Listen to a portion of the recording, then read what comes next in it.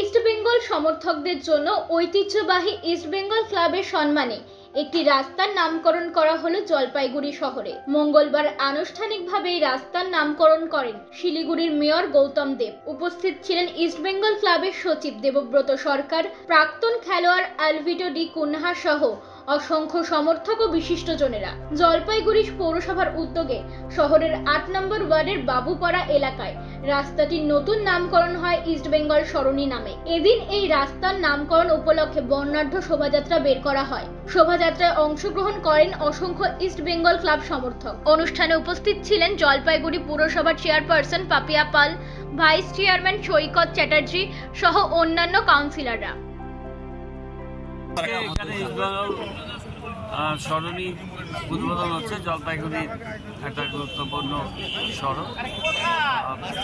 এটা আজকে একটা খেলাধুলোর ক্ষেত্রে একটা গুরুত্বপূর্ণ দিক। আজকে সবাই এসছেন, ক্লাবের কর্মকর্তা, প্লেয়ার, তারা সব এসছেন। আমরা সেই অনুষ্ঠানে সবাই সামিল হব। একটি ঐতিহাসিক দিনের সাক্ষী হতে পেরে ভালো লাগছে। আজকে জলপাইগুড়ি পৌরসভার তরফ থেকে আমাদের ঐতিহ্যবাহী ক্লাব ইস্ট বেঙ্গল ক্লাবের নামে নামাঙ্কিত একটি রাস্তা আজকে শুভ উদ্বোধন হতে চলেছে।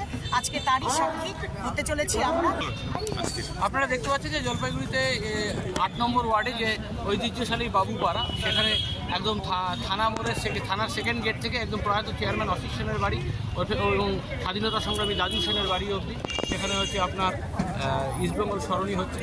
1920 সালে যে ক্লাবটি তার যাত্রা শুরু করেছিল, আজকে সেই ক্লাবটি প্রায় শতবর্ষ প্রাচীন, 104 বছরে পা দিয়েছে। এই ইস্টবেঙ্গল ক্লাবের রাস্তা করে দিয়ে খেলার শহর জলপাইগুড়িতে একটা আমরা মানে আবার সেই পুরনো দিনে ফিরে পাওয়ার চেষ্টা করলাম।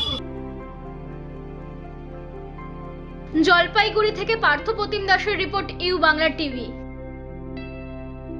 ইউ বাংলা টিভি, হৃদয় ছুঁয়ে যায়।